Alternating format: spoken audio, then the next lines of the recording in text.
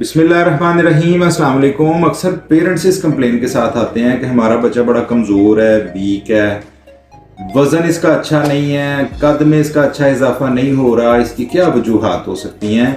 आजकल जो दौर चल रहा है, इस दौर के अंदर बच्चों के अंदर विटामिन D3 की बहुत ज़्यादा कमी देखने में आ रही है। इसके साथ साथ आयरन की बड़ी ज़्यादा कमी है, जिसकी वजह से बच्चा अच्छे तरीके से सेहत नहीं लेता, वज़न नहीं गेन करता, साथ साथ कद में भी थोड़ा सा फर्क रह जाता है। इन कमियों को पूरा करने के लिए किसी अच्छी कंपनी का एक आयरन सिरप लें।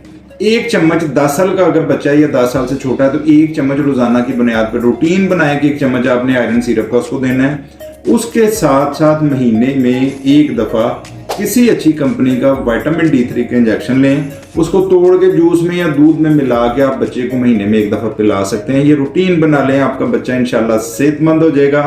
बहुत शुक्रिया, अपना ख्याल रखें। अस्सलाम वालेकुम।